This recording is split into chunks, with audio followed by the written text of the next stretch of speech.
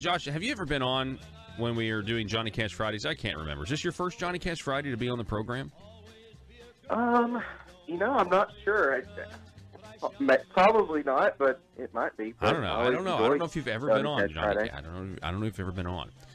But anyway, yeah, we've had John a bunch, so yeah, probably you are. All right, so Josh, tell us, where were you when the jury was called back in and John Woods was found guilty? I was in the federal courtroom there. I was on row 5, towards the very end of that row. That's exactly where I was. And what was happening, Paul, is the judge was actually hearing from the attorneys on a question that the jurors had sent back earlier in the day, and he had sent a response back. And then in the middle of that kind of mini hearing, another note came back that the jury had reached a verdict. And so immediately the judge called them in, and they were in there, and he said, "Have you reached a verdict? Have you filled out all the forms?" But they had reached a verdict, but because there are 17 verdict forms they had to fill out individually, they actually had to go back to the jury room and finish filling those out and then come back again. So the suspense was, I think killing everyone to know, because for about 20 minutes, 15 minutes maybe, we knew there was a verdict, but they're still waiting on the jurors to fill out the forms. I was constantly refreshing the Conduit News Twitter feed. I saw the initial tweet, which was, they've reached a verdict. And then I was just feverishly refreshing constantly. Where is it? I understand there's one report this morning that said that there was some talk of a mistrial. Is that true? Well, that kind of has to be put into context, because the defense attorney, especially for John Woods, asked for a mistrial, I don't know how many times throughout the trial. So that was correct. He asked for a mistrial, but that was more for appeal purposes. It was quickly denied without really much discussion. Okay. So, yes, he asked for a mistrial during this, small hearing about the jury question, but he had asked for a mistrial, almost every other day. Mm-hmm. So John Woods found guilty on 15 of 17 counts. Randall Shelton also found guilty. I don't have the number in front of me, but I think was it 12 of 15 or something like that? Yes. Okay, 12 of 15. What was the reaction when the verdict was read in the courtroom? Did the defendants already know the outcome, or were they hearing it for the first time? No, everyone was hearing it, for the first time as it was being read for the judge. So no one knew. It was read out by the judge for the first time for everyone. The reaction, there was no, audible gasp or, anyone breaking down crying, really, from the family and from the defendant. Randall Shelton looked very, sad and sullen, but from the family members I could see up on the front row, it was more of a frustration, anger kind of a look. And on the second row, Representative Jana Della Rossa was there, and she was crying, but I didn't see that from, the family members on the front row or from the defendants themselves. So the rest of the courtroom just pretty quiet, calm, just taking all the information in as they're going through those 17 verdict forms. You said that State Representative Jana Della Rossa was crying in the courtroom? Is that what you said? Yes. Okay. Yeah, she ahead. had been there the last several days, in the room waiting with former Senator Woods, and so she was very visibly upset when the verdict came in. What's interesting is and look, I know people are they're friends, quite frankly. I mean, if you look at the relationship that Jana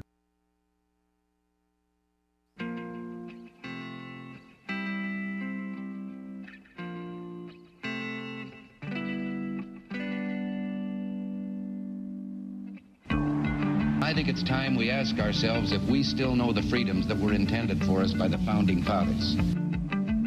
They seem to be in full-scale retreat from spending cuts and are talking about raising people's taxes again. And I have only one thing to say to the tax increasers. Go ahead, make my day. If we lose freedom here, there's no place to escape to. This is the last stand on earth. Those who would trade our freedom for security have embarked on this downward course. Whether we believe in our capacity for self-government or whether we abandon the American Revolution and confess that a little intellectual elite in a far distant capital can plan our lives for us better than we can plan them ourselves. Conduit News Radio with Paul Harrell is on now. Hello, ladies and gentlemen. Hello. Welcome. Thanks so much for being with us today. My name is Paul, and this is the intersection of conservative ideas and reality. We are building a liberty machine. We're so glad that you guys are with us today. The telephone number, 870-275-9799. You can go to facebook.com/Conduit News if you want to type your comments, or you could text them to that number. We got a good show for you. Coming up in an hour, we're going to be having a small business spotlight with Mr. Rodney Baker. We've had him on before. Wanted to do that again with his business, roofing business. Going to talk about that. Also, the bottom of the next hour, we'll be talking to Heritage Foundation policy analyst Adam Mitchell. I want to talk internet sales tax. I want to get his feel, what he thinks about this push to get an internet sales tax. We should all be very concerned as Arkansans about the concept of an internet sales tax or a national sales tax, or what the Supreme Court's going to be doing, deciding whether or not states have the authority to tax other citizens, making other citizens in other states have to be knowledgeable and aware of, essentially 50 different tax codes. I mean, I want to talk about that. So we'll be talking with the Heritage Foundation's Adam Mitchell, who's a policy analyst in the Thomas A. Rowe Institute for Economic Policy Studies. Excited to have him on. So Joe, you were asking me, because I was like, what did I say? I started talking about that dad's son, right? That's what I said, right? That dad's son. All right, and you said, well, who's that? Or you said, who's that dad's son? Who's dad's son? Well, I'll tell you. So I was sitting here contemplating. Do what?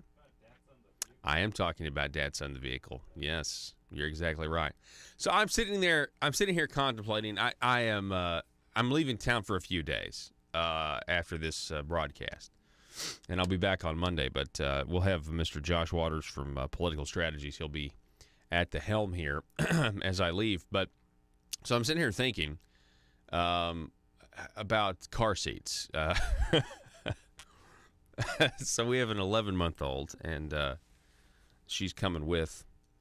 And so we're sitting here, and I'm looking at all these car seats. We recently upgraded from the car seat that we had. And I don't know. I mean, I'm all about safety. I think yes, it definitely, kids are more safe in car seats than. I was talking to my mom, and my oldest sister, she just got held, and you just held the kid in the lap and went on down the road. I feel like that would be very disturbing for millennials that grew up in these things, grew up in car seats essentially. And that's when I started thinking to myself, I mean, what would they do? I remember driving around in my dad's son pickup truck, and I sat on a wicker stool in the back. That was my spot. That was my wicker stool. And that's where I sat. And everybody is just so, I don't know. I mean, we got to control everything now. And what do you got to be in these car seats now till you're 18 years old? It's like you got to stay in a car seat now. The government makes these rules now where these kids got to stay in these car seats until they graduate high school. Is that essentially what it is? That's what it's going to be if it's not there already. It's like you got to stay in your got to have a car seat until you're 16, and then you can drive. But you're still going to need that car seat for another 2 more years. I just think it's it started out with just, okay, we need car seats for infants, and now it's like, well, we need car seats until you're adult. Or, until you're until you're 6'3", 230 pounds, you're going to need a car seat because your body weight. It's just not safe until you're 6'3", 230 pounds to ride around in a car. It's like we've forgotten that we're driving 2-ton vehicles 70 miles an hour towards each other. You know what I'm saying? I don't know. Is it? There's always a reason. You know, there's always, well, we got to make it safer. We got to do this, and it's just, I don't know. I find it as a liberty-minded person a little much. Am I the only one? And that's not to say, well, you must not care about your kids. You must not care about the safety of others. No, that's not it at all. I actually think I'm pretty capable of, I don't know, being responsible for my children. But it just feels a little institutionalized, shall we say. Of course, then the government types are going to be like, well, this is what you're doing. You're entering into an agreement when you drive on our roads. There's a ton of arguments. Anyway, just a little frustration. Yeah, it was a little difficult putting that car seat in. The new one. All right, so the number 870-275-9799. That's 870-275-9799. Hear me out on this.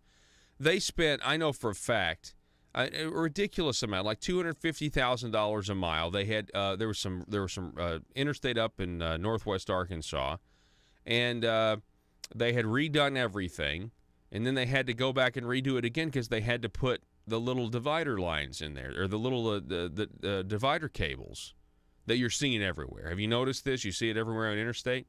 And it's a ridiculous amount of money, but you know what they say is, they say if it can save one life, it's worth $1 million a mile to put that in. Well, if I don't know, if money grew on trees, then yeah. If prosperity was, if there was no such thing as having to work for prosperity and have a work ethic and have access to resources in order to do that, then absolutely you're right. Absolutely you're right. But everyone always asks whether or not we should. They don't ever think about whether or not we can afford it. No one wants to think about that. They don't ever discuss those issues. So, what's the latest from conduitforaction.org? That's conduitforaction.org. Training your legislator. Excellent commentary here, reminding people of the inner workings of the political establishment and just what happens when you do get elected to office. I would summarize that when you get elected to office, most of the people who come up to you are going to be asking you to do the opposite of what you told your constituents you were going to do. Soon after the general election in November, the Arkansas Senate and the House of Representatives will each hold organizational and training sessions for new legislators. What is the primary lesson they will learn from this training? The answer: the importance of being buddies with big money lobbyists. Now, why is this important? Well, big money lobbyists are involved in some scandals, and they're going to jail. Big money lobbyists are involved in some scandals. They are going to jail. And so as we see the firm footing that the Arkansas Senate and the Marble Palace has occupied in the moral low ground, as we would say, as we see that they have a firm footing down there, I have to ask the question, if leadership now wants to say, Senator Jim Hendren among them is the leader now, if he wants to say that it's time to clean up the Senate, my question would be, where have you been the last 4 years? This has all been going on for the last 4 years. We could have been cleaning this place up a long time before. Everybody knew this was going, just like everybody knew John Woods had carved out a financial niche for himself, yet they still wanted him over a limited government candidate. Everybody knew this was going on. I mean, where have you guys been? You guys didn't say a thing about Jake Files. You didn't say a thing about him when we had a sworn FBI affidavit accusing him of a crime, and yet you guys allowed him to remain the head and chairman of the Revenue and Taxation Committee, let alone a sitting senator representing the good folks of District 8.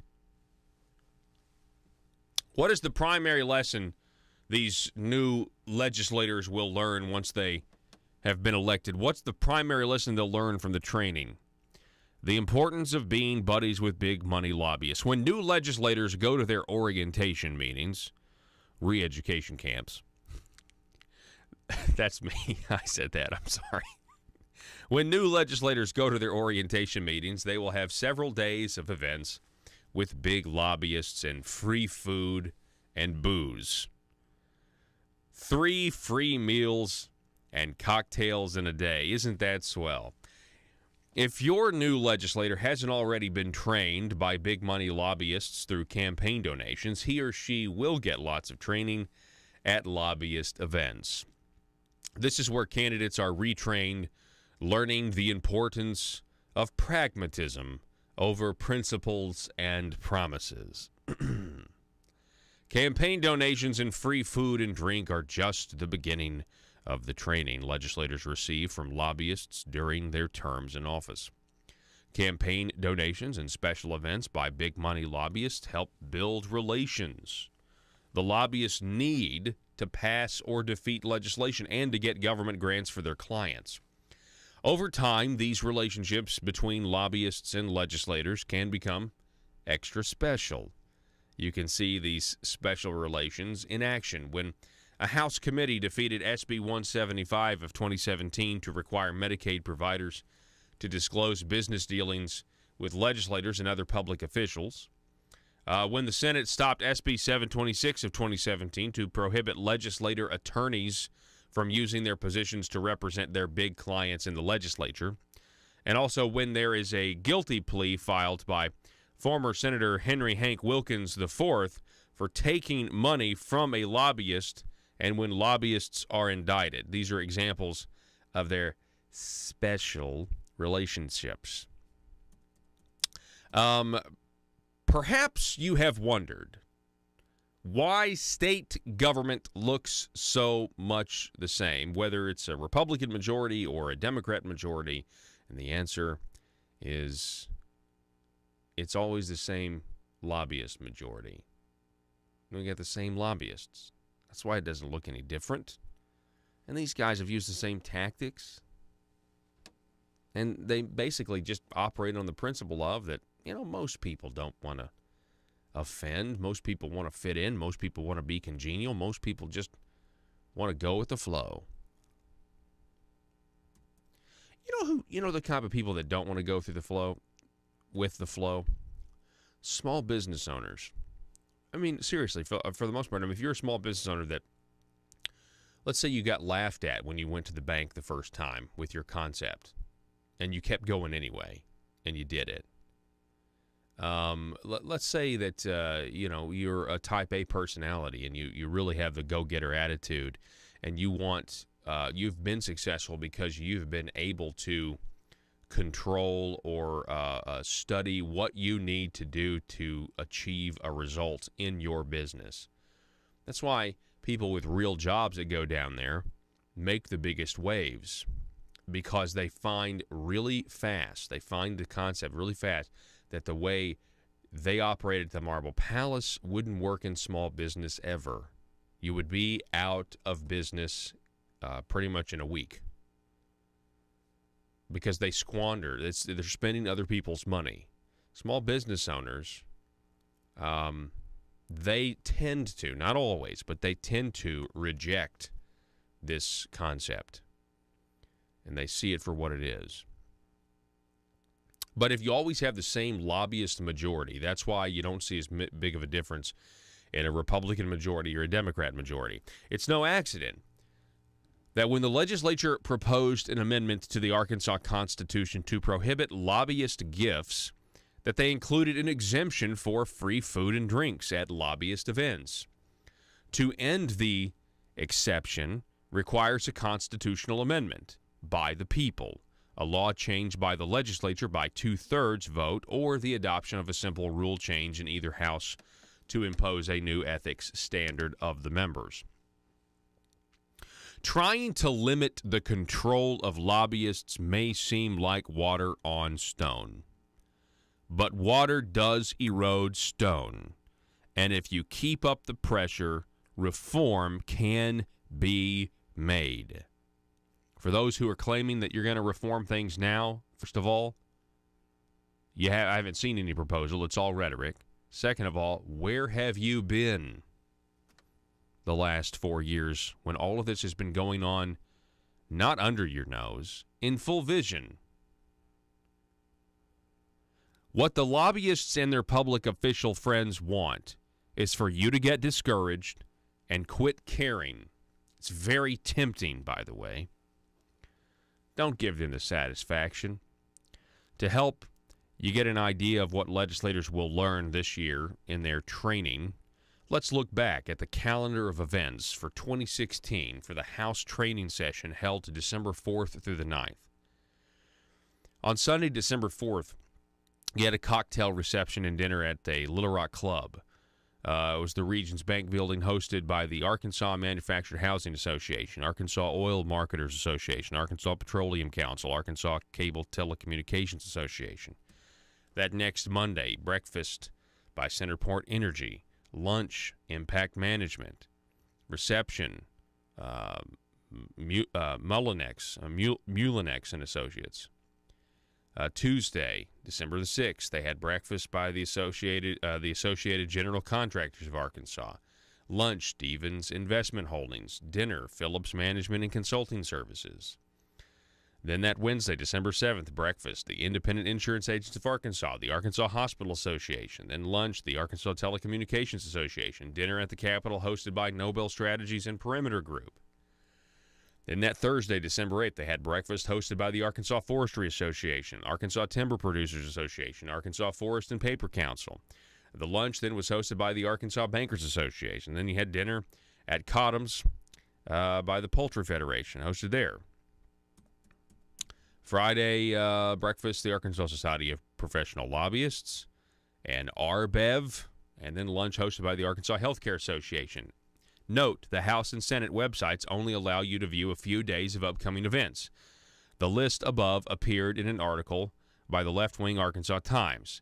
Here are links to their articles on the House and Senate orientations in 2016. Anyway, I mean, you know, this is all for everybody to see, but this is why, ladies and gentlemen, if you want to know why a legislator can go from being really conservative on the campaign trail and sounding good and then betraying you, well, it's a character flaw, yes, but it also has to do with just, you know, your defenses. They just wear you down. There's a song in a Broadway musical called "My Defenses Are Down." I mean, that is exactly what happens. They get you to the point where your defenses are down, and then you'll start to listen to their talking points, so you can go back to your constituents and tell everybody how wrong you were and how much more intelligent you are now.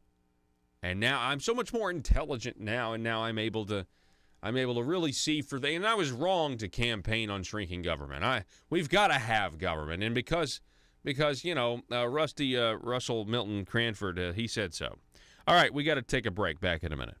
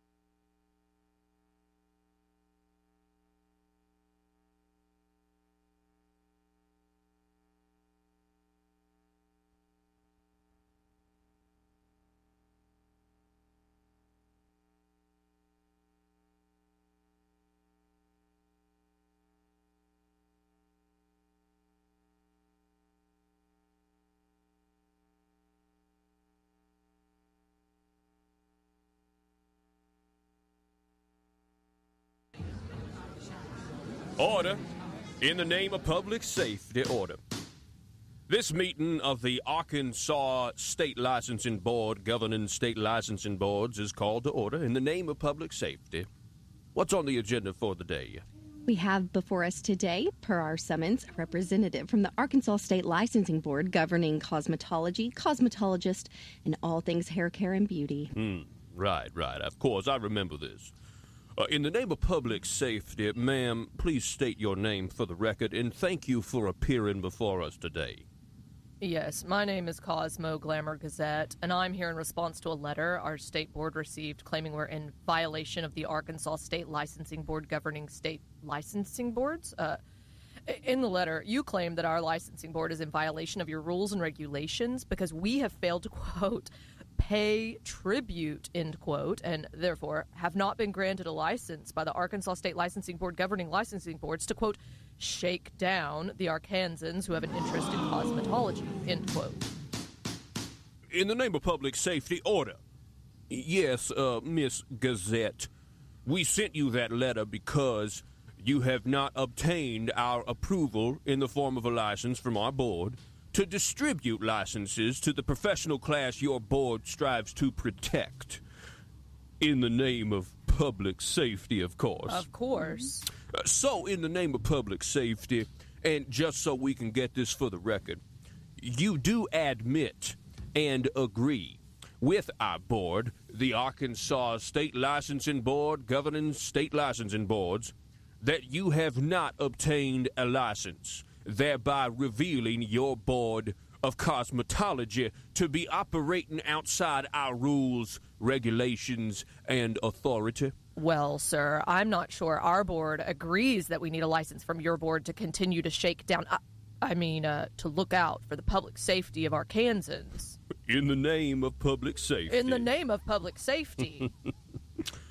Well, it seems we are at a bit of an impasse if we are not in agreement that your board owes us tribute. Sir, maybe we could ask and see if there's a bureaucrat in the house. Ah, yes. Yes, that would shed some light on things. A bureaucrat. Yeah, in the name of public safety, is there a bureaucrat in the house? We need someone to resuscitate and confirm our authority as the Arkansas State Licensing Board governing state licensing boards. Here. Ah, yes. Oh, good. Come to the end of the table in the name of public safety and state your name for the record, please. Yes, I am Despot Ringleader, the head of the Bureau governing all state bureaus, and it is my testimony the Arkansas State Licensing Board governing state licensing boards does have the authority to demand tribute in this situation and will provide in exchange a license to say they can continue to operate in the name of public safety. It's hard to argue when the public safety is put at risk. Very well. We will consider Mrs. Ringleader's testimony as truth, and we will pay tribute in the name of public safety, of course. In the name of public safety. In the name of public safety.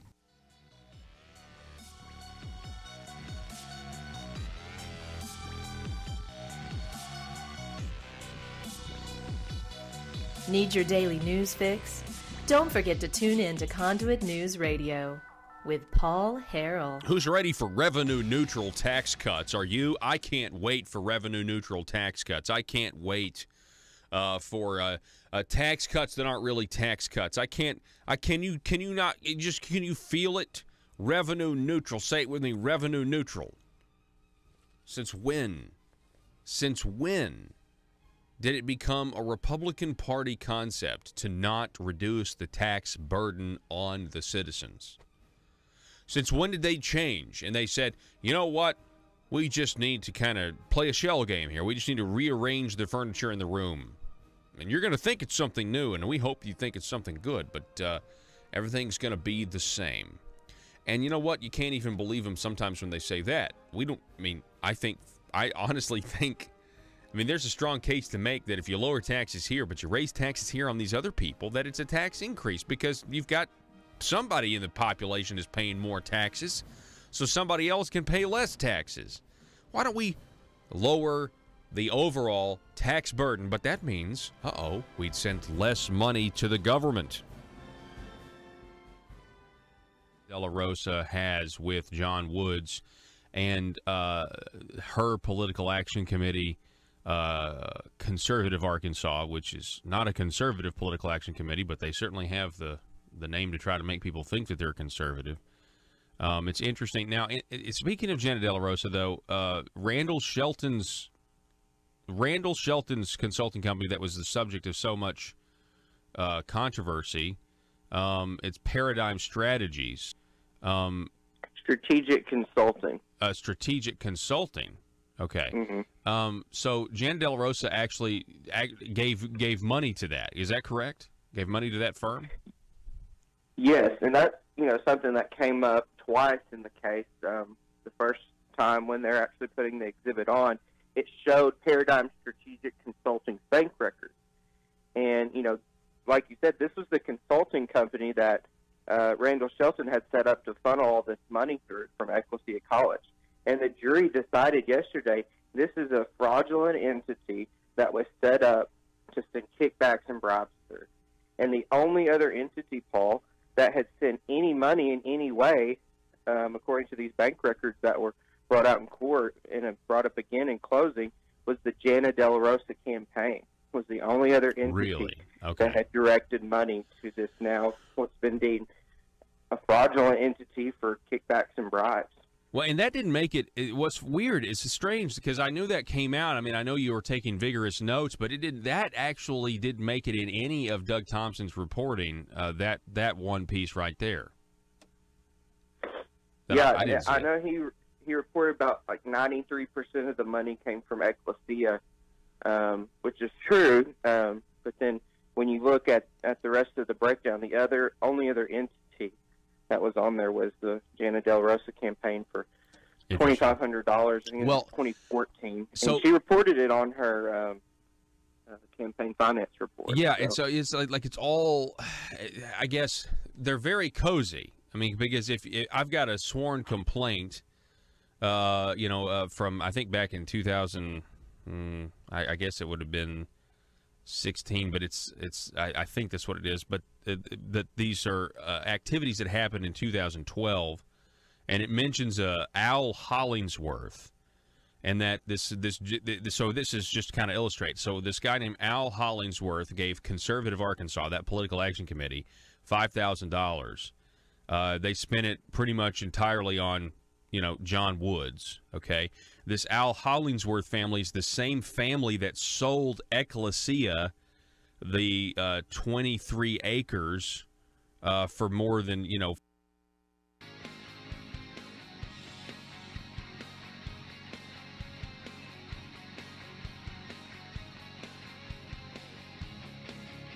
The intersection of conservative ideas and reality. Conduit News Radio with Paul Harrell.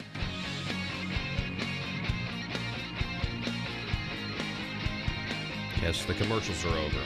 It's a relief. I know. I've listened to talk radio for a long, long time now. We're back. 870-275-9799. That's you can call or text that number. Also, over at facebook.com/Conduit News. That is where you can watch us do the program. You can also watch us we're on YouTube and live streaming. I've told you this, guys, 1,000 times, but it would help us if you gave us a subscribe over on the YouTube channel, Conduit News, and click the little bell for notifications if you remember to do so. So the Lieutenant Governor, I want to talk about the task force for a second, and I want to talk about Lieutenant Governor Tim Griffin for a second. So people knew what this task force on taxes was from the very beginning, I think. It was a way to take the ball and lead people away from what they thought they were supposed to do. It was a way to control the outcome. We've talked about how task forces do that. But the real reason that we have a task force is because we have a spending problem. And we have people that don't want to address the spending problem, but instead they want to keep spending where it is. They want to just rearrange the government, but they don't actually want to decrease the amount of money sent to the government, meaning the tax burden that's on the people of Arkansas right now. That's obvious. That there were politicians who, kind of are part of the establishment, really, but they actually wanted to have a legitimate debate on tax reform, right? Because isn't that true, guys? I mean, isn't that right? Didn't you? Because I mean, you wanted to show that we agree on something fiscally, right? That's what you wanted to show. See, the Republican Party of Arkansas has been destroyed by Obamacare. It's been destroyed, or divided, rather. It's just not the party. I mean, you know, but it's just that one issue, right? That's the only. But we still agree on the other things. We're still conservatives on the other things, and what we've discovered is that that's not true. That it seems to me that if you have supported this, you know, giant expansion of government, that you're not too keen on actually giving the people tax cuts. That actually means less government. If you've supported this giant expansion of government, that's the key driver of Arkansas state spending, why in the world would you also support lower taxes and less money going to the government and more money back into the hands of the people if you've got to have the money to support what you, the big government expansion you support? It doesn't make sense. It's actually very contradictory. But there were some people that wanted to try to prove their conservative bona fides, and they decided to threaten and to run actual tax legislation and have the debate among the 135 legislators in the General Assembly. And the governor and Jim Hendren basically hijacked that effort and said, no. We're going to control this in a task force, and we'll cut taxes there. And they're not going to do that. They're not going to cut your taxes. They're going to make sure everything is revenue neutral. Revenue neutral tax cuts are not real tax cuts. And I'll tell you more about that here in just a minute. But I wanted to, Tim Griffin, the lieutenant governor, was recently in the news over at Talk Business and Politics. And Roby Brock with the headline, Lieutenant Governor Tim Griffin asks tax task force for bold comprehensive reform. Okay, and this was written on, Oh, I'm sorry, this was last year. I've got the wrong article in front of me. It seems. Hang on, do I have this one here? Yeah, here it is. I've got another. Do you have this other one from the June 3rd, 2018? Yeah, here we go. Sorry, I had the previous one in front of me. Because there was another one. Well, I'm going to get to that. He's recently in the news back on June the 3rd. I guess this is Eric Mitchell, Arkansas Lieutenant Governor Tim Griffin, government must transform. Okay. And interesting stuff here. I had somebody send me this article, and they told me, they said, it was a listener of the program, they were like, gosh, it kind of feels like this is what you've been saying, Paul, for a long time. Well, yeah, it's true. It is. And it's what caught my attention. This was interesting. In a 30-minute address, Tim Griffin touched on killing the tow tax, TOW, operating government more like a business and embracing new technologies through both operational efficiencies and educational focus, so Arkansas is governing like it's 2018 and not 1918. On the mysterious tow tax, a term Griffin has coined, he said he wanted to get a bumper, quote, get bumper stickers made that say, kill the tow tax. And the tow tax, TOW, stands for the old way tax. Because taxpayers are paying more taxes than you should, so your government can do things the old way. That means services are done inefficiently or not well at all, and as a result, you have fewer services at higher costs. Now, let's stop right there. I just want to highlight a difference here with what Lieutenant Governor Tim Griffin is saying, and I certainly agree with it. The old way is wrong. If we have a task force on taxes headed up by the governor's nephew, Jim Hendren, which we do, I'm posing a question, if we had one. No, we do have this. And they do not want less money, not a dime less going to the government that's going to it now in our tax code. Folks, then the old way, we still require the same level of funding to run the services that we're running right now. There's a stark difference in at least what this rhetoric is versus what this task force is going to do, and they're going to do revenue-neutral tax cuts. And if they're not revenue-neutral, they might actually increase your taxes as a whole, meaning more money going to the government. Or if they get really scared about this revenue-neutral and they know you don't like a revenue-neutral tax cut because you know it's not a real tax cut, they might actually try to carefully craft the language and claim that they're actually giving you less money. I'm sorry, that they're actually giving the government less money, and yet I can't trust the thing that these people say, because everything that they say is they focus group some of this stuff. I think. I mean, I know the DHS, that old what is it, healthcare marketplace thing or whatever. They were focus grouping to figure out what to call it so they could get the propaganda right. I've got the former head of that healthcare marketplace, Cheryl Smith Gardner, got her on tape saying it, basically. That we tested a lot of different slogans. And that the people, they seem to think that, they seem to like something if it's got the word Arkansas in it. It makes them think it's not from the federal government, makes them think it's the state government, even though it was from the federal government. I mean, it was just a very, very transparent deception right there in the committee. Anyway, I think we're going to monitor this. The old way tax, the old way of doing things. Now, this Talk Business piece goes on. Eric Mitchell goes on. And immediately does bring up the task force here. Talking about how they have a working list of corporate and income tax exemptions that lawmakers will begin sifting through to decide if certain exclusions that reduce state revenue are justified, need to be changed, or nixed from Arkansas's tax structure.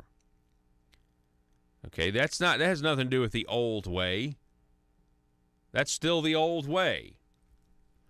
If less money is not going to the government, it's still the old way. It's reported that there's a moral obligation here that Griffin said legislators need to be working as the private sector does to remain competitive. You won't get fired in many cases for not doing what you're supposed to do. So unless someone grabs government by the shirt collar, they keep doing things the same way, and in many cases it's not the employee's fault, it's the legislators, it's past administrations. Interesting.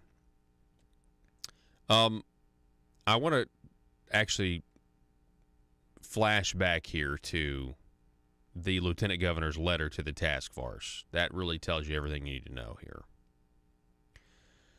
Back on June the 7th, I guess almost a year tomorrow, the lieutenant governor wrote a letter to the task force. And he broke it out for them like this. Dear members of the Tax Reform and Relief Legislative Task Force. You're going to need to go to the actual website, a different website. I applaud Governor Hutchinson, he wrote, and the legislators for making a discussion on tax reform and relief a priority. Tackling the entire tax code is not an easy task, but it's critical for Arkansas. As Lieutenant Governor, a former member of the House and Ways and Means Committee, as a taxpayer, I'm excited about the possibility of bold, comprehensive tax reform and relief that result in pro-growth tax policies to help Arkansas compete and grow jobs. For years, I have listened to Arkansans from all walks of life talk about how burdensome the tax code is, and how it cries out for reform, bold, comprehensive reform. In fact, I support Texarkana's income tax exemption 100%, but doesn't it tell us something? When our tax code is so uncompetitive, we have to exempt an entire town from a key part of it. And to this day, the problem persists. As you consider input, I would like to share my perspective on the issue. Recommendation number 1, simplify the tax code. Our tax code is too complicated. There are multiple ways to simplify the code, such as revise the bracket structures, remove unnecessary exemptions in order to lower rates on personal and business income, and eliminate anti-growth provisions like the capital gains tax. According to the Nonpartisan Tax Foundation's report, Roadmap to Tax Reform, our individual income tax rate schedule is incredibly cumbersome, and this sort of complexity creates administrative headaches and makes the code difficult for individuals to understand. He says, let's simplify the code, but simplification should not be our only goal. Okay, so in that first one, simplify the code, you kind of have a boilerplate for what a lot of other people have said, okay? Because the fact of the matter is, you can do exactly that, okay? Exactly what recommendation number 1 is, and keep the same amount of money going to the government that's going to it right now. So government is the same size, and our tax burden is essentially the same in that scenario number 1. But that's not his only recommendation. The second recommendation is the doozy. Lower the tax burden. Simply put, he wrote a year ago, Arkansans are taxed too much. While we have made progress in reducing the tax burden over the past 2 years, there is still much work to be done. According to the Tax Foundation, Arkansans shoulder a larger state and local tax burden than any of our surrounding states. Nationally, our ranking as the state with the 17th highest state and local tax burden places us well below average. Further, the Tax Foundation's State Business Tax Climate Index ranks us 38th among the 50 states and the District of Columbia. We must improve in these crucial categories. While the complexity of our code is a problem, Arkansas's lack of competitiveness is chiefly due to exceedingly high taxes, not a complicated bracket structure. And he underlined that. Because this tax farce has the word relief. And they're not going to, if they produce revenue neutral tax cuts, which are not tax cuts, they will have relieved nothing. They will have relieved nothing of a burden from us. Let me read what he said again. While the complexity of our code is a problem, Arkansas's lack of competitiveness is chiefly due to exceedingly high taxes, not a complicated bracket structure, meaning they're taking too much money from us. They may be taking too much money from us in a complex way, but they're taking too much money from us. Okay, recommendation number 3, embrace transformation is the key to lower spending. Now, I do not believe, let me emphasize this, I do not believe there is the political will to reduce spending right now with current leadership, the governor included, at the Marble Palace. There's no way they're going to reduce spending. And folks, the reason is because we have a huge driver of our spending going on right now. And it's it's our Medicaid program. I mean, we're talking about a $2 billion program a year to insurance companies. That is a bigger priority than tax relief, in my opinion. Why do Arkansans pay so much in taxes? Tim Griffin wrote, it's because Arkansas state government requires too much revenue to function. Now, the question is, do you believe that this tax farce is going to reduce the amount of revenue going to the government for it to function? And I don't. I don't. I think they want to. You know what's really sad to me? Let's say that I'm correct. And in January 2019, the Republican-led legislature, the Republican-led state, goes ahead and enacts what the governor's nephew told him to enact, which is raising taxes here or there and lowering taxes a full percentage point from 6.9 to 6% on the income tax. And it's revenue neutral. And let's take them at their word just for the sake of argument, benefit of the doubt. It really is revenue neutral. There's now the same amount of money going to the government then that there is now. I want you to understand something, folks. The state of Arkansas, the people of Arkansas, many of us, it was a Democrat state. It was a blue state for a long time.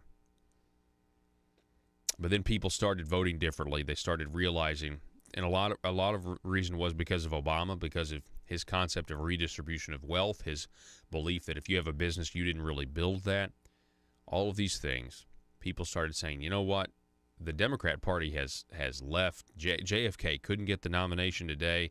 He actually was he was a tax cutter. So the people of Arkansas began to vote for reform, and they did so based on issues, not really Republican-Democrat things. Now, they made their decision to vote for a Republican. A lot of it was social issues, too. We can't discount that. But they made their decision to vote Republican based on issues. So if you took the labels, the party labels out, and you said that, this guy who happened to be Republican wants to lower your taxes and cut regulations. Oh, I agree with that. Well, this guy over here, this Democrat, he's voted to increase regulations, and he's voted to, increase taxes or, whatever it is. It's like, oh, I don't agree with that. Ah, okay. Well, guess what? The guy that wants to lower your taxes, it claims he wants to lower your taxes and reduce regulation. That guy's a Republican. Oh, really? And so people started voting for Republicans based on these popular ideas that they agree with. The Democrats used to say that they believed in, but they don't anymore because they're the head of their party is a socialist who believes we should all be forced to put all of our money into one big pot and then have him divided up equally. Equally would be in, quotation marks. So, in 2010, here in Arkansas, in 2010, people went to the polls, and there was a huge wave election. Republicans gain a lot. They get a lot in a Democrat state. And then in 2012, they get a slim majority, very slim majority. Now, in 2013, they decided to expand Medicaid under Obamacare, with a minority of Republicans going along with the rest of the Democrats that still were a force here in this state. Their ship was sinking, but they were still a force here. So instead of focusing on tax cuts then, or overriding the governor's veto, which they can do with a simple majority, the Republicans started to play ball in this, this cesspool of money and everything else. And we now are finding out that in order to get Republicans to go back on their word, you had to pay them to do it. Anyway, I digress. It will be almost 10 years this January. We don't have any real meaningful reforms. Instead, we're dealing with the crisis of expanding government in this state.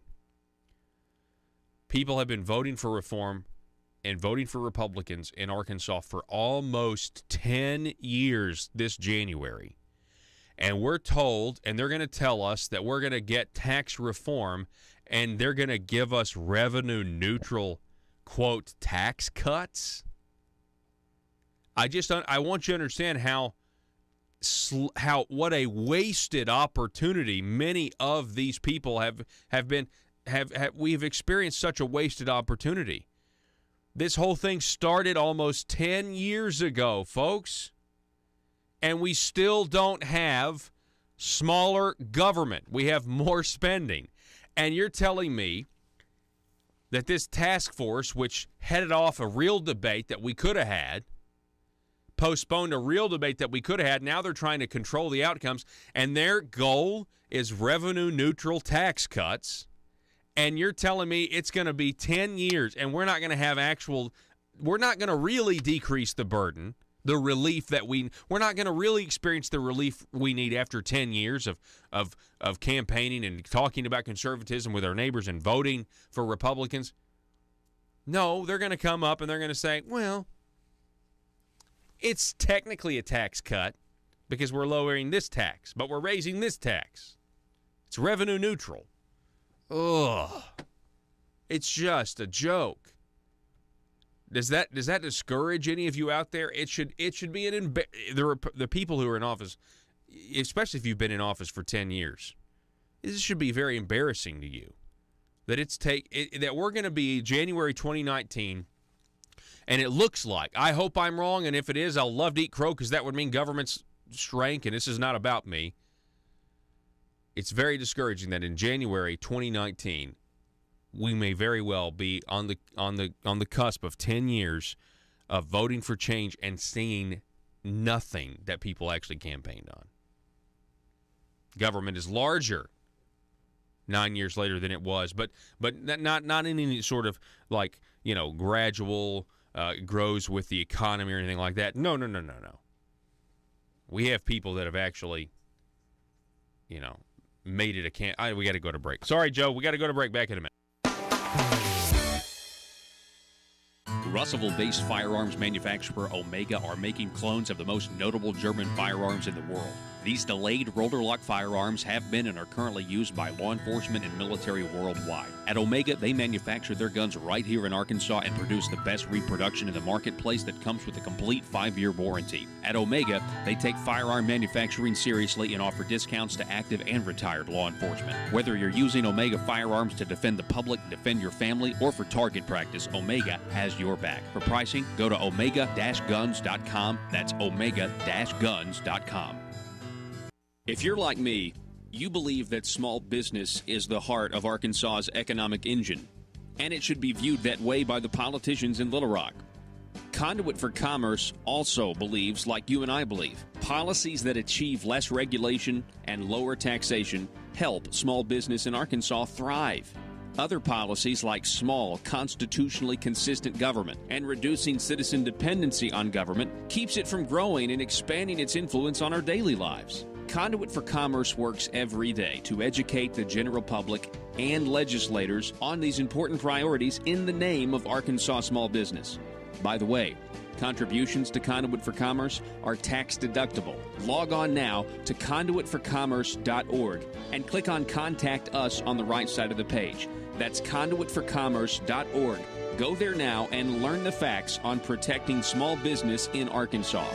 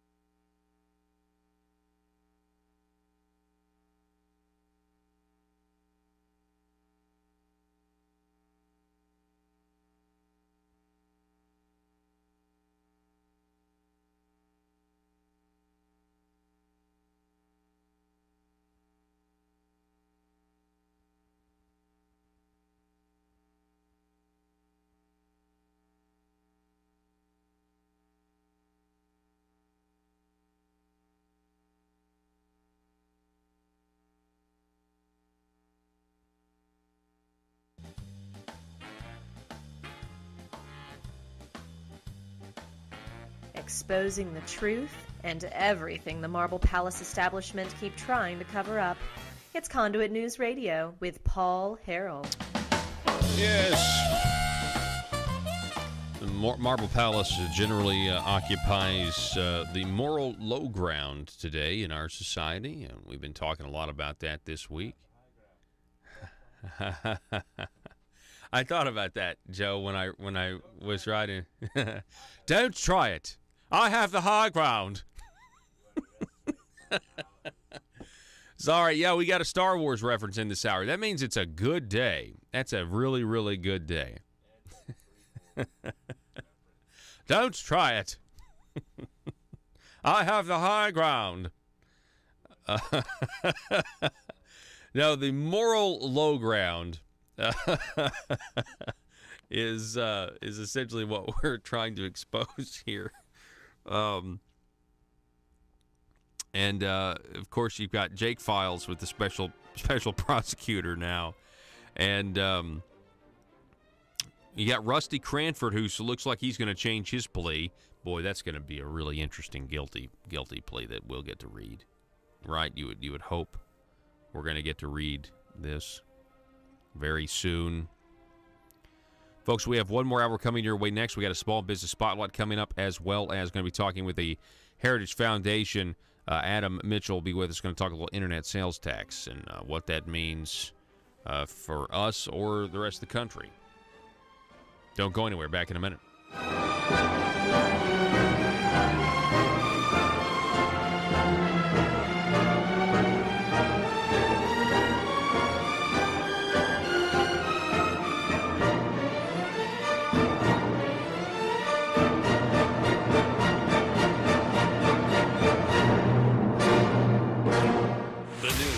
Talk of Northeast Arkansas. This is News Talk 101.3 FM and 12:30 AM KBTM, Jonesboro, an EAB radio station.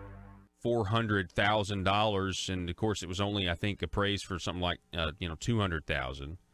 And then Arkansas also received, and this is all documented, Conservative Arkansas also received $5,000 from Randall Shelton, who was just convicted yesterday on July 10th of 2014. And then you can look at Jana Della Rossa's campaign report showing that she gave Shelton's Paradigm Consulting, $2,500, I think, back on the August 21st of 2014. So it's all just very, cozy. Let's just say it's cozy. What do you think, Josh? Yes, that was a question that was asked yesterday at the press conference. What's next? Are there more investigations? Are there more people that will go down? And Dak Keys, the U.S. Attorney, said there are ongoing investigations, but because of their policy, they weren't going to comment on those. Mm-hmm. And so when you look at this case, Paul, it's somewhat similar to the case in New Jersey with Senator Menendez. Some of the same charges, the honest services, wire fraud, and mail fraud. And basically that was, a public official using their public position in a way to get kickbacks and bribes. So on the surface, it appears like, oh, they're just helping out a constituent, when really, when you look, you peel the curtain back, they're getting kickbacks and bribes. And so I think this sets there'll probably be appeals, but this holds up and goes all the way through. There's a new precedent for the federal prosecutors to go after public officials that are doing this type of thing. I mentioned last week, one of the U.S. attorneys put in air quotes, if you're on, quote, retainer and passing legislation for clients or passing legislation to get kickbacks and bribes, I think that falls firmly under these counts that they were convicted of yesterday. And so I think the investigations will keep going, and we'll just have to see if any other legislators fall because of all this. So you're talking about, okay, Josh Waters, you bring up a great point. You're talking about Senator Bob Menendez. He went up on these corruption charges, and then he got off. He beat the rap, and so a United States Senator from New Jersey beats the rap. But it was essentially the same type of claims or charges. They do get John Woods and Randall Shelton, so there's a new precedent. I mean, that is pretty fascinating. It is good that I'm glad that Dak Keys said, hey, look, we do have other investigations, because it's all, look, the more the media reports on this stuff, the more the media reports on Hank Wilkins and everything else, all that does is push our confidence level lower and lower and lower and lower in our government. And these prosecutors, I think they know that when somebody breaks the law, like this, and they're stealing other people's money, that when you see the conviction, it builds confidence up in the system. And I think that's what these U.S. attorneys want. I mean, that would be the ideal goal, right? So, we just can't, we're in a kind of another waiting game, I guess, to see if there's going to be more shoes to drop. Yeah, Paul, I was thinking yesterday about this, and if it wasn't for this investigation, John Woods could be a senator right now. And unfortunately, what's been happening is these politicians who do this kind of a thing, they spend a lot of money covering up the fact or saying the opposite of what their record is. And so yesterday what we saw is, even though John Woods wasn't defeated necessarily at the ballot box, he was defeated ultimately from the jury box. A jury of his peers came back and, gave justice, and honestly justice for the people of Arkansas, to try to say, look, if these legislators do this and are corrupt and take these kickbacks and bribes, the federal prosecutors are going to come after them and put a stop to it, even if people aren't able to vote them out at the ballot box. I want to go back. Yeah, go ahead. Sorry. Go ahead. I want to go back to something that you said about at the press conference or in the court, talking about attorneys. So if you're an attorney and you are being paid a retainer, and then you are passing bills, that is illegal. Is essentially, is that to you kind of what the federal authorities are now trying to say? That's now the standard? I think so. This came up in jury instructions. This, the air.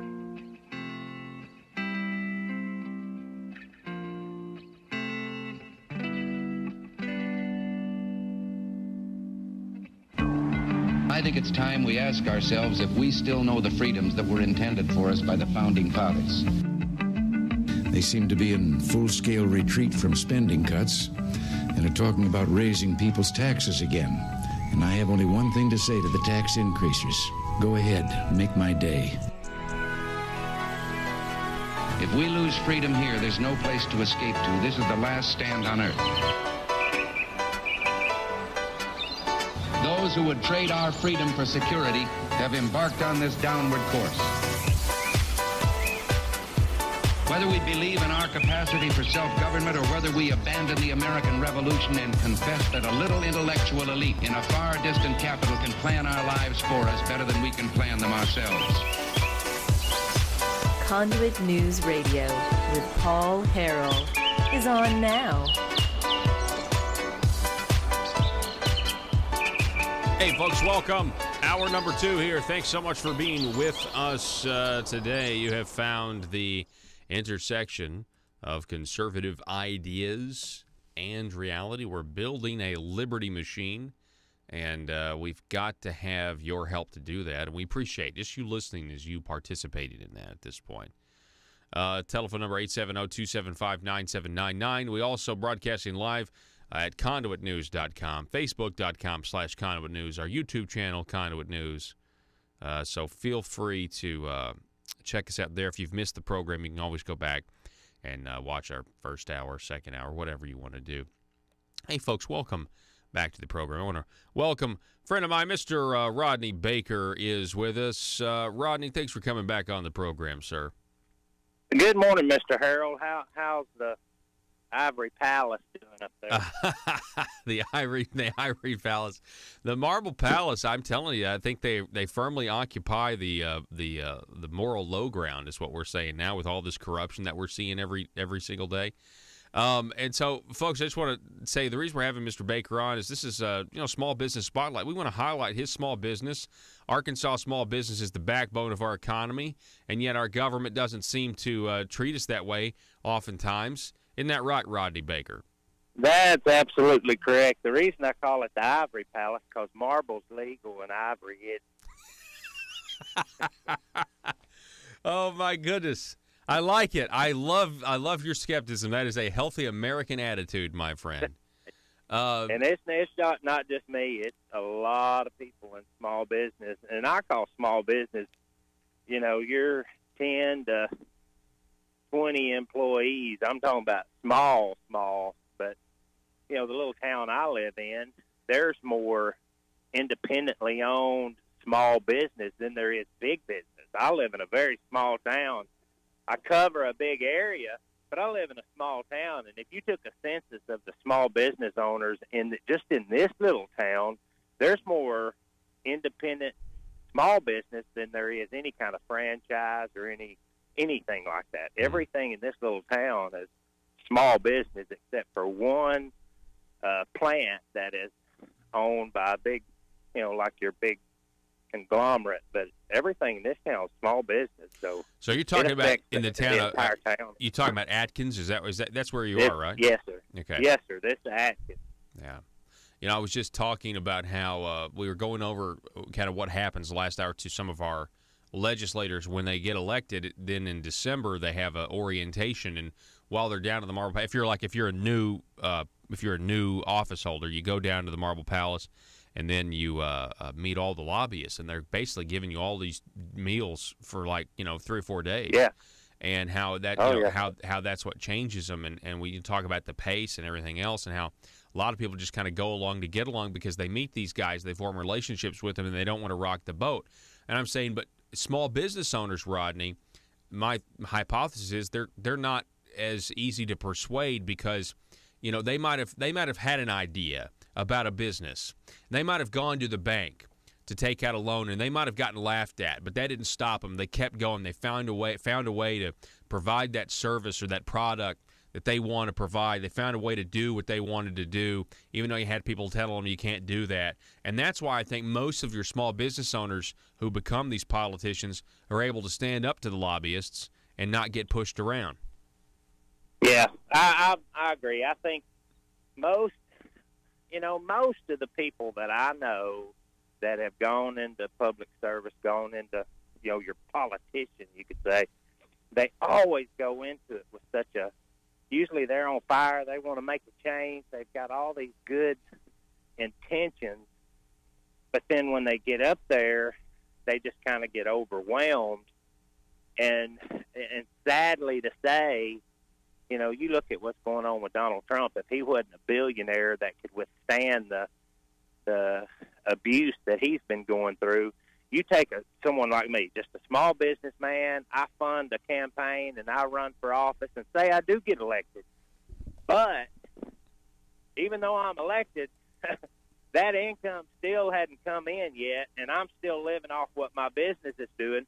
Well, if you get up there and get around the lobbyists and that corrupt group up there, it's like this. Either you go along or we'll crush you. And I'm not a Donald Trump, so I couldn't afford it. Mm-hmm. And I couldn't afford to ruin my family. And that, I think so many of us people go into public service with good intentions, and then when they jump on that corrupt train, it's like either you go the direction we're going, or if you want to jump off, it's going to destroy you when you jump off. Yeah. And we just need to get more people with good intentions, with a lot more backbone.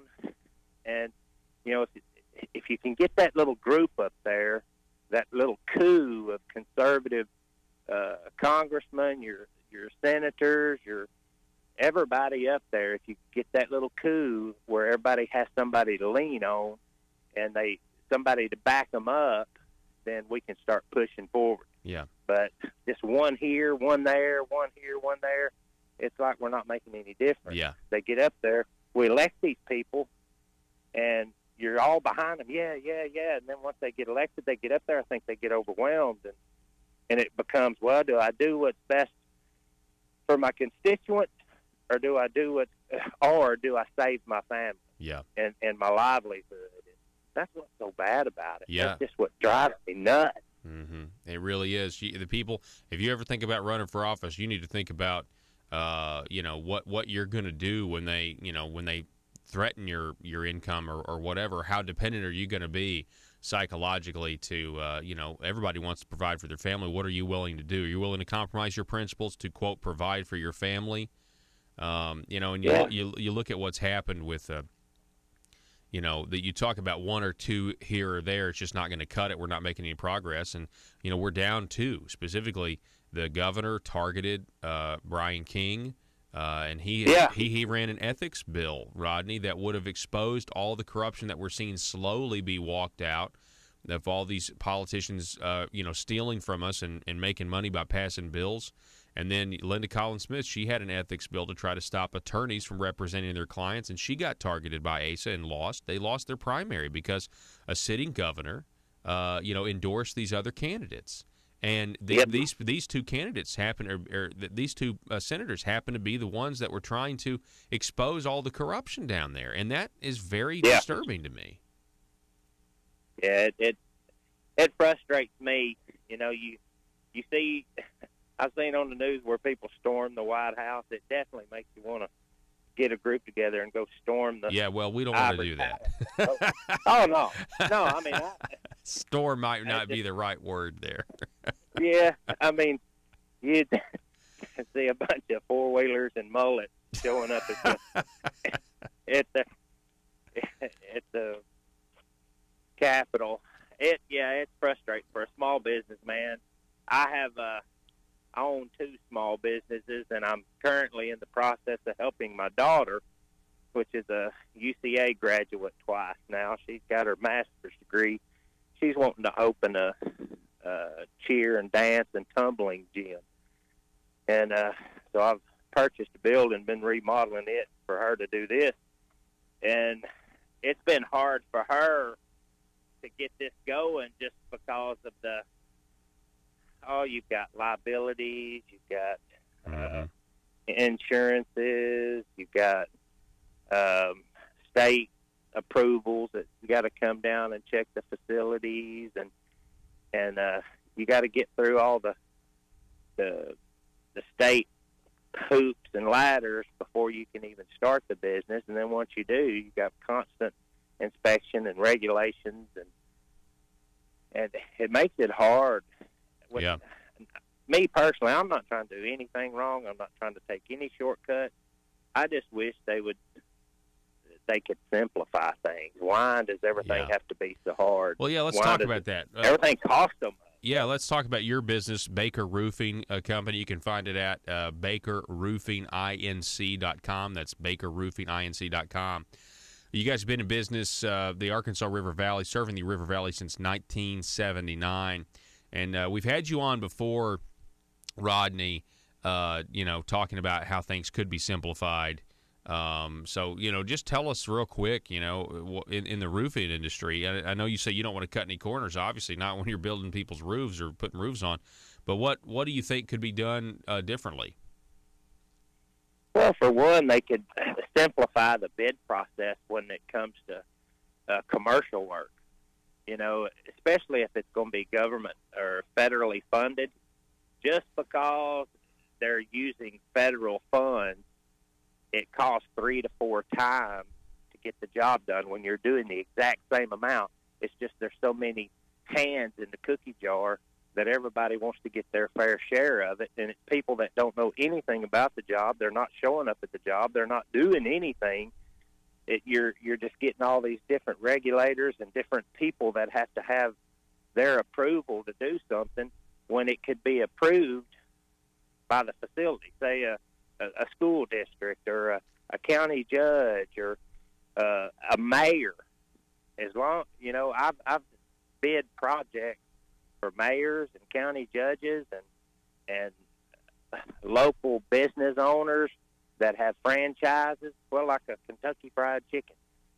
But anytime you get the government involved, or if you're a bigger business, there's so many regulations and so many people that have to get involved in it. It's people that aren't doing any labor. They're not putting on any roofing products. All they are is somebody sitting in an office saying, well, I think we should do it like this. Mm-hmm. And they might be 15 states away. I deal with that constantly. You'll bid a job for $10,000, and then when they get the government involved, it'll cost $70,000, and you're not doing any more work. Only work you're doing to justify that other $60,000 is paperwork.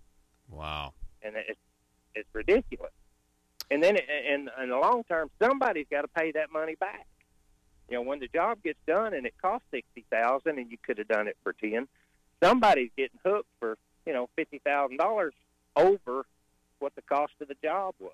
Yeah, I mean, it's almost it's a theft. I mean, you're certainly just kind of lying about what this labor really costs in a way, and you've got a system set up. You've got a system set up where everything's more expensive and it's unethical or immoral, but there's no one person responsible for it, Rodney. So how do you pin it on somebody? How do you say, because no one person is responsible, we get this cabal of an organization or a process, I mean, but everything's kind of compartmentalized.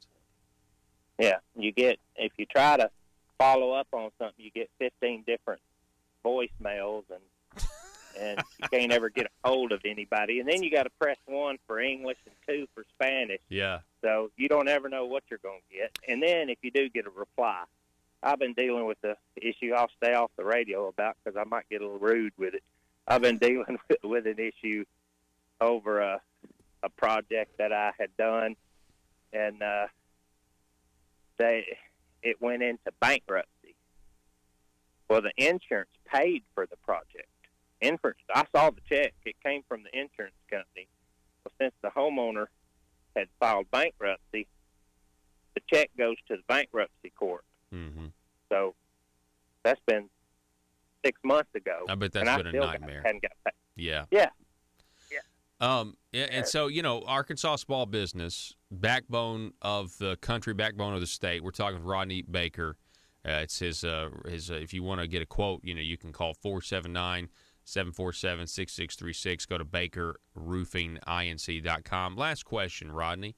How are things for your business in Donald Trump's America? I have no complaints at all. I've been busier in the last, well, it's like this. I stay busy year-round. I'm very blessed. God takes care of me. But so far, things have been good. If just having to deal with,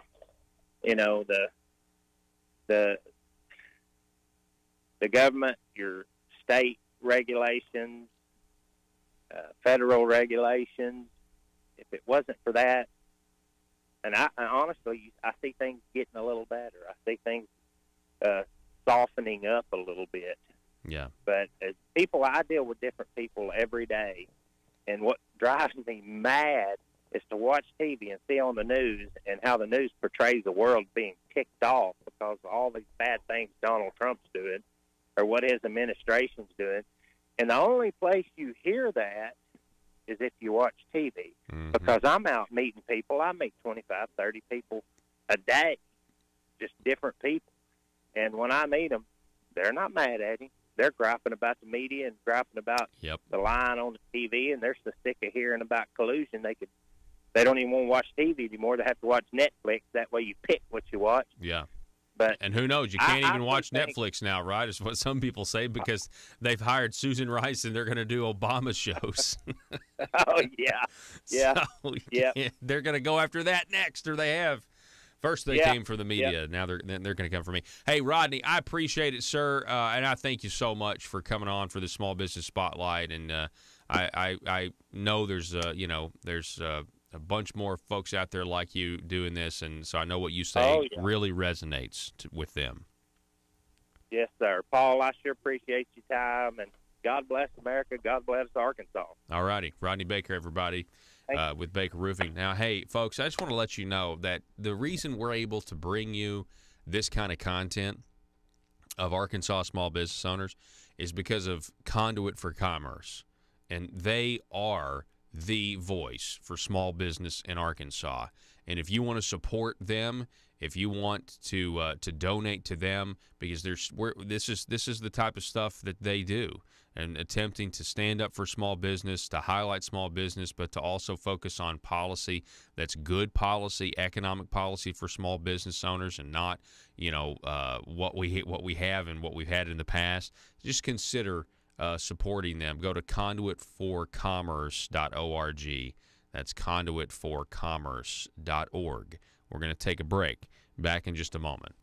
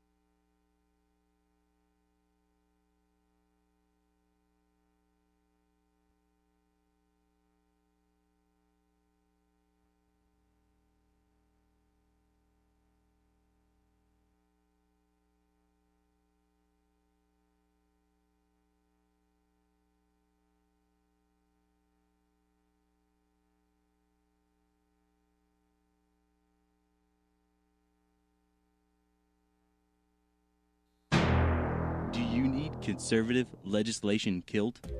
Or do you need policies enacted that ensure government growth? Then you need to get Nephewed. Hi, I'm nephew number 1 of uncle, nephew, and nephew, attorneys at law. I'm not a lawyer, but I am a senator. And I'm nephew number 2, and I am a lawyer and also a senator. Are you the victim of a recent accident in which the voters in your community mistakenly elected a limited government conservative who is now actually implementing the ideas he or she campaigned on? That's right, nephew number 1. Don't be a victim of democratic elections any longer. At Uncle, Nephew, and Nephew, we are committed to killing limited government legislation and promoting bills that increase the size of government by using any tool at our disposal. Because sometimes the truth of the matter is, principles get in the way of pragmatism. Just listen to some of our great testimonials. Ever since I've been using the nephews, all my special interests have been served. As long as you make sure your contract says lobbying services are prohibited, then the legal services of Uncle, Nephew, and Nephew are legal. Trust me, put the nephews on them. It came out of nowhere. I was blindsided last election cycle when my well-funded and paid-for politician lost to some grassroots limited government voters. But then I hired the nephews, and they killed all the conservative policies the voters wanted. I got nephewed. I got nephewed too, and so can you. Uncle, Nephew, and Nephew will accept compensation via campaign contributions. Put the nephews on them. PHP Parody.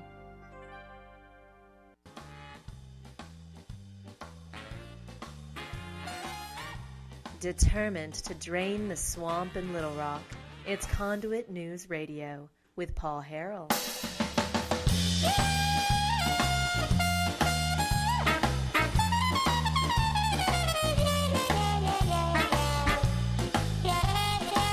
We're past medical marijuana. I didn't know we started smoking it yet.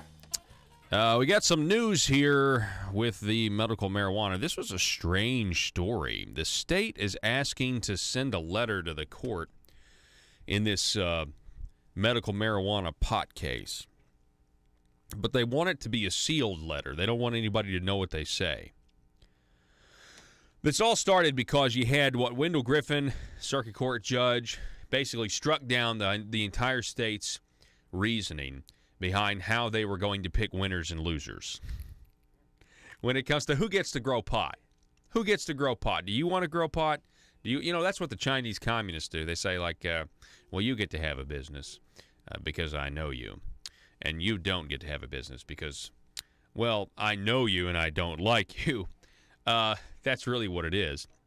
That's how the Chinese quote capitalism works, right? And so we're doing the same thing. We've got medical marijuana. We've got also the most fertile farming land, you know, in the nation, and we've got to regulate who gets to grow a plant that the people have said that they want us to grow. And, of course, the reason you got to regulate is because, you got to let people get rich off of it. And if everybody could grow it, then nobody would be able to get rich off of it. So the government's trying to pick winners and losers here. And Circuit Court Judge Wendell Griffin, who, you know what, I mean, I don't agree with Wendell Griffin on everything. But, I mean, my goodness here. Can we all agree that it's obvious that the selection process is corrupt? And I'm not sure how it can be fair ever, really, because the nature of the law is about controlling who gets to profit from an otherwise illegal product. That's what we voted on. I mean, people don't realize that, a lot of them. They thought they were voting on, marijuana, getting to consume it.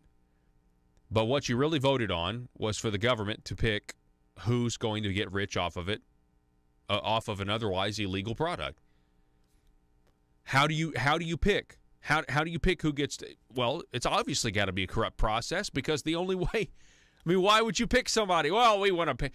What possible are you going to say? Well, the only way I would say you would pick based on actual merit is if the soil, if you took soil samples or something like that. We're like, well, they've got better soil down there.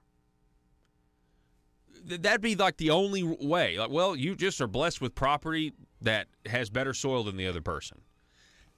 Something tells me maybe they did have to submit soil samples. I don't think so. I think they just had to fill out the application and dot every I and cross every T, and it was about geographic locations and stuff like that, and one of that's kind of anyway. This is crazy. So they back to this story. They're wanting to submit a letter for reasons that will be apparent on the face of the tendered letter. There is good cause for filing it under seal. Solicitor General Lee Radofsky wrote in the motion.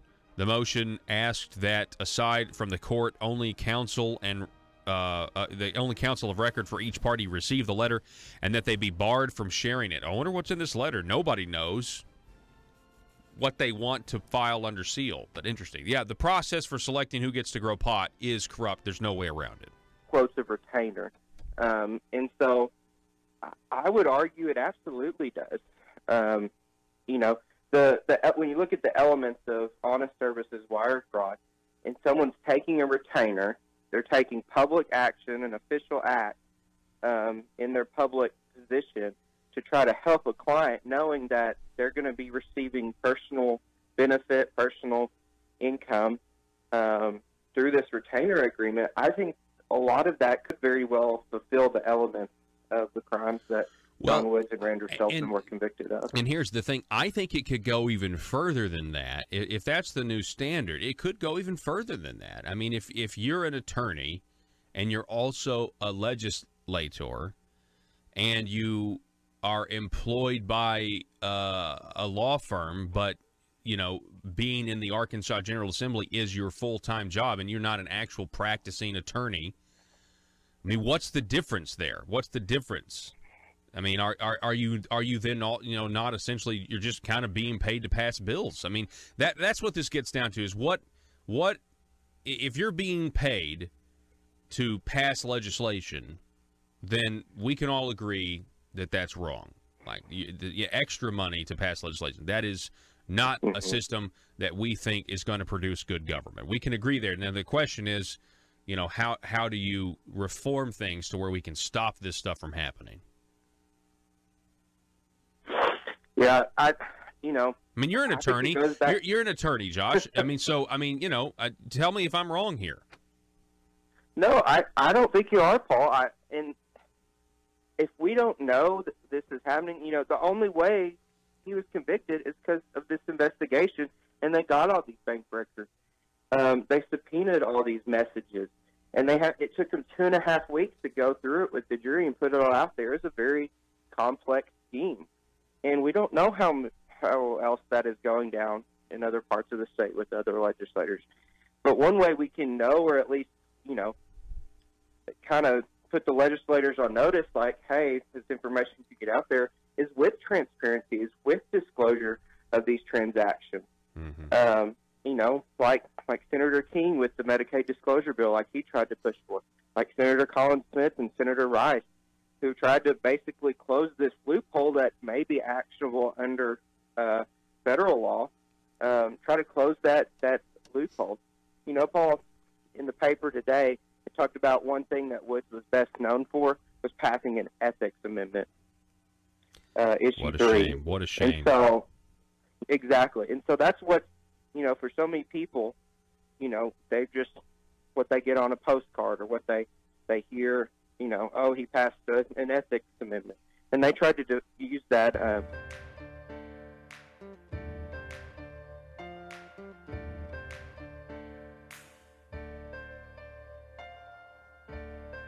Bringing you your daily dose of truth. It's Conduit News Radio with Paul Harrell. All right, ladies and gentlemen, welcome back. Thanks so much for being with us this morning. I want to welcome to the program for the first time. We have Mr. Adam Mitchell is with us, policy analyst, the Thomas A. Rue Institute for Economic Policy Studies, and with the Heritage Foundation is how I got in contact with him and requested an interview. Who you focus on tax policy, the federal budget. Adam, thanks so much for coming on the program, sir. Yeah, certainly. Thanks for having me on. Yes, I wanted to have you on to talk about the internet sales tax specifically, because we got the Supreme Court that's going to be really kind of going over, or going to hear a really huge decision that's got implications for everybody in the country as well as us here in Arkansas. What are your thoughts on that? Yeah, so in a couple months ago, the Supreme Court heard this ruling in the case is called the Wayfarer, the online retailer against South Dakota, and what the argument is about is whether or not states like South Dakota or California should be able to compel businesses that aren't in their state to collect their local sales tax. And so we're going to get a ruling here in the next either this coming Monday or the following Monday. And the hope is that the Supreme Court upholds the sort of boundaries of state authority, that they tell states, no, indeed, you can't reach outside of your border and assess taxes on people who don't live there. This is a big deal for us in Arkansas because, of course, Arkansas is the home of Walmart, and Walmart has a lobby, and I think they definitely would support our delegation to Washington, D.C., instituting a sort of national internet sales tax. And so, I mean, that if the Supreme Court were to overturn, the current precedent, that would be the next battle, right? Yeah, the current precedent is the precedent under Quill, which was a decision in the 1990s, and that decision said protected businesses that were outside of states that don't have a physical presence there from collecting their sales tax. And so if the Supreme Court overturns that and says there's a free-for-all, states can compel any company, no matter where they're located, to collect their local sales tax, it'll create a incredible burden on especially small and local retailers who if you sell to any state around the country, you now have to comply with the over 10,000 different taxing jurisdictions, different rules, different rates, and that's really unsustainable. So then Congress will have to come in, and Congress seems to favor right now a regime of not recodifying the Quill standard, but instead saying, hey, you can still tax outside your borders. Just here are some rules about how to do it, and that would be really unfortunate. Yeah, it absolutely would, and it would be anti-business, and it's going to really, I think it's the gateway to regulate the internet even more. This great piece of technology that is extremely convenient. Hey, do you buy the argument, Adam? We're talking with Adam Mitchell from the Heritage Foundation. Do you buy the argument that this is somehow going to save Main Street businesses if we were to somehow successfully tax the internet? No, I don't think that's the case at all. In fact, I think it would actually make large internet retailers like the Amazons of the world even more hegemonic in their space. That Amazon has the technology and the resources to comply with tax laws in every state and every local jurisdiction. This will really hit the local, small, medium-sized businesses, mom-and-pop stores, people who make something as a hobby and sell it online. All of these folks will also have to comply with these same rules, and the cost to them will be significantly larger as a portion of their profits than a big Amazon or a Walmart. And so really what this is about protecting small online retailers from the burdensome tax regulations of states all across the country. Yeah, I certainly agree with that. I don't understand. I mean, that in our state here locally, they've tried to pass. They failed to pass. Thankfully, we had enough conservatives that stood up against them. But they were trying to pass an internet sales tax that they admitted in committee was unconstitutional, trying to get a challenge because they want to be able to tax citizens who are outside of the state and get them to comply with our tax code. And one of their arguments was, hey, we've got to save our Main Street businesses. Main Street is bleeding. And I'm thinking, whether you tax the internet or not, I'm still going to use the internet. And as a matter of fact, they're counting on it. And so if you're a small mom and pop business, how is getting more money to the government or getting them more tributaries to get revenue from us, how does that help a mom and pop business who actually needs to move more product? It doesn't. That's a really good point. This is in all cases just a revenue grab by your local government. They're looking for new sources of revenue, and this seems to be an easy way to get it. But going back to this idea that the internet is currently untaxed is really a myth. I think it's only about 20% of products that are bought online that are currently untaxed by your state or local government, or couldn't be taxed by your state and local government. So really, we're just talking about that small sliver of internet sales that are done by the small and medium-sized businesses that aren't your big Amazons. Apple does a lot of retail online. These businesses already do collect sales tax in every state. So we are truly talking about the sort of innovative online businesses that can't deal with the regulations from every state and every jurisdiction. Yeah, and that would be, gosh, that would be a nightmare if you had to comply. And a lot of people, I think, would just go out of business. I think that's the reality here.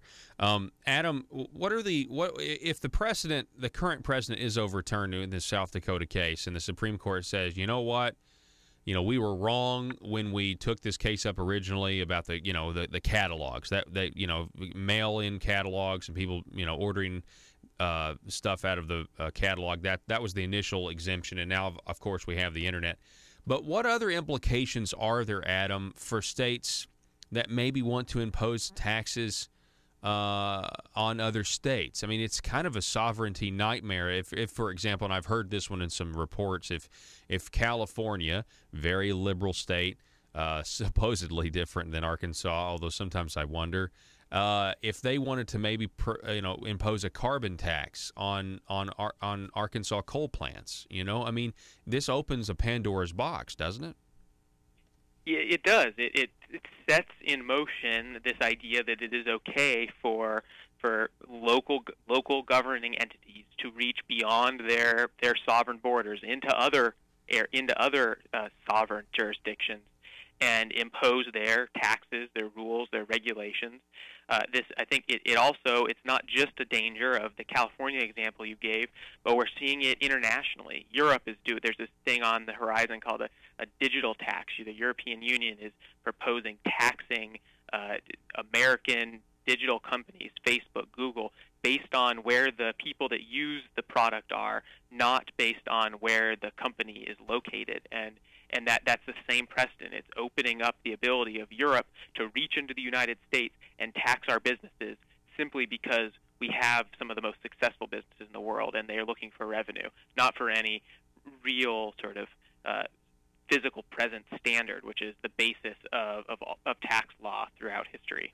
I haven't heard this, and I understand if you don't know the answer to this question, but do we have any preliminary reports of how some of the justices reacted or questioned the key players in this case? I mean, do we have any idea of how they feel about this? Do you know? Going into the case, it was sort of conventional wisdom that the Quill decision precedent was going to be overturned, and that the internet was going to be open to taxation. However, after the argument, people sort of came down on either side, and it's really anyone's guess. It's something that a lot of people are waiting for, and there's really no way at this point that no one sort of showed their hand, if you will. We're really waiting on the decision. Well, I got to tell you, they have a government in the wings waiting with this insatiable thirst for more revenue, and that's what this is. This is a way to get more revenue. And if they do overturn the precedent, I mean, we're going to have a ton of laws that are going to go forward, and it's going to really, I feel it, be a crisis of sovereignty. So I certainly hope they leave it the way it is. I'm under the belief, Adam, that one of the only ways to limit government is to just not give them the means to collect the money in the first place. If they don't have it, they can't spend it. I think that's a really great place to start. It's the idea that if you give them a new outlet, a new thing to tax, they're going to tax it, and that's if you see. I'm not sure if this is the case in Arkansas and the proposal you talked about, and in almost every other state, when they talk about expanding the number of things they can tax, expanding the tax base by including these internet sales, they never offset it with a lower rate, which is what all good tax policy would tell you have to do. So purely just a way to raise additional revenue rather than really looking at what they're spending the money on. And that's the problem of government at all levels. Well, they try to claim that they'll let us grow government now, we'll shrink it later, but they rarely want to put them both in the same bill. I'll tell you that much. It's always future promises. We'll cut taxes over here later. So, we're not holding our breath here in Arkansas. Adam Mitchell, I appreciate it, sir. Thank you so much for being with us. Indeed. Thanks for having me on. All righty. Have a great day. That's Adam Mitchell, everybody, policy analyst, Heritage Foundation, the Thomas A. Rowe Institute for Economic Policy Studies. Really glad to meet him. Really glad to get his take on this. We'll be watching and to see what the Supreme Court does when it comes to this concept of taxing the Internet, folks. It's going to be a regulatory nightmare for small business owners if, in fact, they do overturn the precedent. I would hope the Supreme Court would consider that. With all that being said, let's remember here in Arkansas what our local politicians did, how they attempted to pass the Internet sales tax and how it was narrowly defeated by conservatives in the House of Representatives, how we had to play more defense than actual offense. But, hey, here's the key. Here's one of the key champions, of raising your taxes, Republican State Representative Dan Douglas.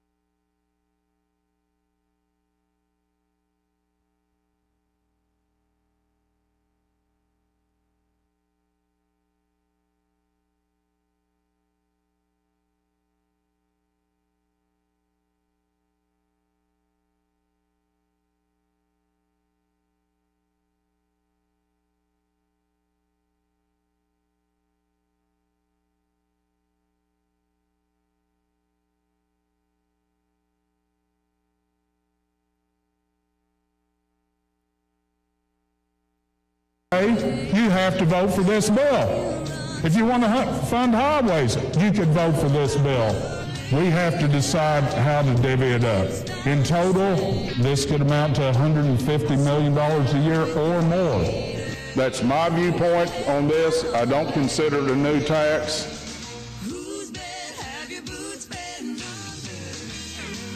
In 2011, I downloaded a Lady Gaga song, Born This Way. Any woman that wears a meat dress, I've just got a lot of respect for, you know. And for the record, I always try to get a good-looking woman sitting beside me. And after it passed out of the Transportation Committee overwhelmingly, I did what a lot of us do, especially when we get older. Representative Hendren, I went into the men's room, and as I was standing there staring at the wall, as we all do, I heard a voice beside me. It was a man that said, now listen to this. The man said, one thing you didn't mention. And for the record, I always try to get a good-looking woman sitting beside me. Which school you want to close? Which prison you want to shut down? Or are we going to draw lots to throw people out in nursing homes? How are we going to fund these issues? We all know that. We passed medical marijuana here. I didn't know we'd realized we'd started smoking it yet. What you just said is one of the most insanely idiotic things I have ever heard. At no point in your rambling, incoherent response were you even close to anything that could be considered a rational thought. Everyone in this room is now dumber for having listened to it. Russellville-based firearms manufacturer Omega are making clones of the most notable German firearms in the world. These delayed rotor-lock firearms have been and are currently used by law enforcement and military worldwide. At Omega, they manufacture their guns right here in Arkansas and produce the best reproduction in the marketplace that comes with a complete 5-year warranty. At Omega, they take firearm manufacturing seriously and offer discounts to active and retired law enforcement. Whether you're using Omega firearms to defend the public, defend your family, or for target practice, Omega has your back. For pricing, go to omega-guns.com. That's omega-guns.com. This is Representative Dan Sullivan with the Liberty Moment.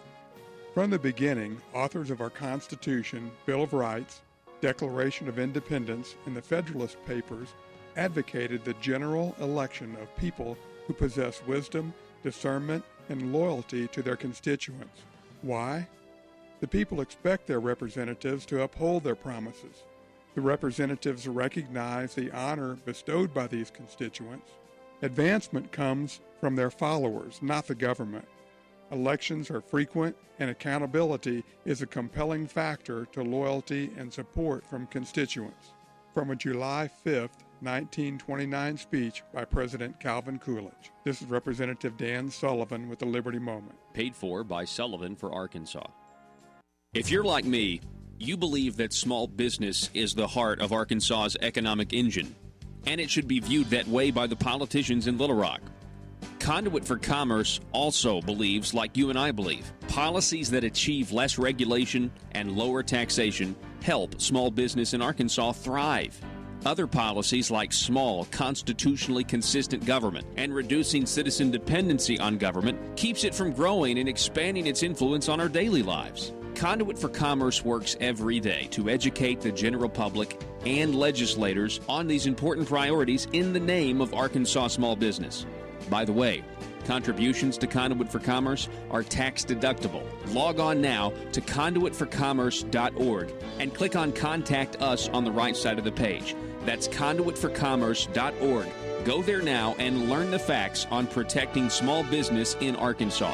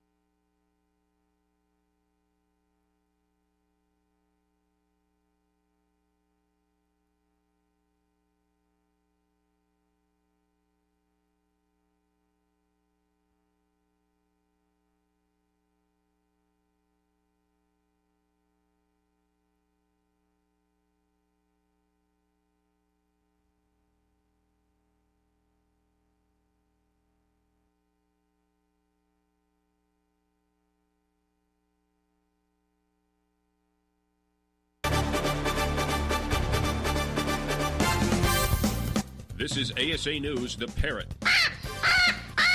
with breaking news from the Capitol in Little Rock. I'm Bob Maloney. There are reports circling around from politicians who are in the know, and the same phrase keeps being used. That phrase is new revenue generation. Let's go to our reporter on the ground from the Capitol, Haley Hogwash. Haley?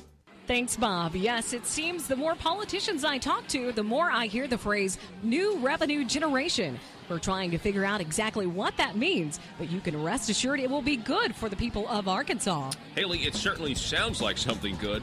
I like how the phrase uses the word generation. That makes me think this has got to be doing something positive for our children in the future. Haley? Yes, Bob, some new developments. I've just been speaking to some people who are here and are not politicians, and they tell me the phrase new revenue generation is actually code for a new tax. Oh, my. Well, if this is true, Haley, that would add to a growing list of new taxes that have barely made any headlines at all, so it's best not to discuss them here on ASA News, the Parrot. Yes, Bob, I know it's sure to make government officials angry that their phrasing of the new revenue generation has been changed by the people and called a tax increase. I would expect an announcement from Mother Government soon to set the record straight. What is the new tax, revenue generation, Haley? Well, this new tax, a new revenue generation would add to a growing list. First, there was a revenue generation on movies, books, and songs that people download using the internet. And next, there was the tax increase. I'm sorry, Bob, the new revenue generation on all purchases made using the internet. And now I'm told this new revenue generation is a tax on the people's patience. I realize the people don't like it, Haley, but specifically, what is the new tax? Revenue generation.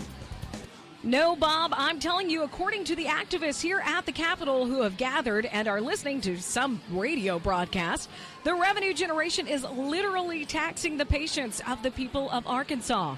I'm told the less patience you have with the government, The government better not tax our patience. The more they will tax your patience and the more money you will owe at a later date.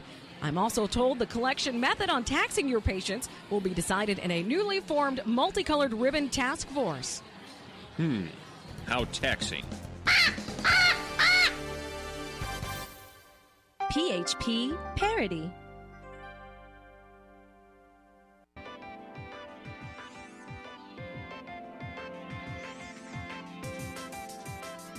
Conduit News Radio with Paul Harrell is building a liberty machine.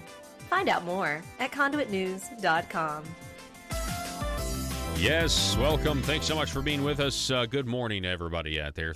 I can't tell you, appreciate the participation on Facebook and all of you great folks out there and just everything that, I just appreciate how you guys are invested, and you guys want to see us be able to measurably reduce the size and scope of government too. And that's a big deal that we're not alone in this and that we're going to keep things, we're going to keep going, we're going to stay motivated. This internet tax thing, though, is a huge deal, and it could really open up. You talk about salivating. There are politicians, there are people in government that just are salivating at the concept or the prospect of being able to suck more of our money from us to grow the size of government. Because, you'll hear them, talk about these studies about how our sales tax, we've got to have more of it. And yet you hear the headlines, record revenue collected. You got the federal government collecting record revenue. You got the state of Arkansas collecting, record revenue from, this month or compared to the last month or this time last year, whatever. And, there's just the idea that there is a line, right? I guess I feel like they operate in a world where there is no line of too much. How much is too much? When they constantly raise your sales taxes at the local level for this or for that, or they constantly raise your millage for schools. And it's like they don't understand that these taxes are originally sold to the people based on the fact that they can stay the same. And as you have more commerce, more people, more economic activity, your revenue base grows. You don't have to raise the rates. And it's like, how much is too much? Is there a line? Is there a line we're willing to say, now this is too much? On the left and for big government types and progressives, because I think many of them are closet socialists and they want to just take all of our money and divide it up equally anyway, I think they don't have a line. I really don't. I don't think there is a line that is too much taxation. However, Arkansas small business owners, they know that we've already crossed that line. We crossed that line a long time ago. People are taxed too much. There is a tax burden on Arkansas higher than any other state that surrounds us. We have got to go, folks. I'm going to be out the rest of the week. We're going to have Josh Waters from Political Strategies. He's going to be filling in on the show Thursday and Friday. He'll be back here Monday. Arkansas, thank you so much. Be safe.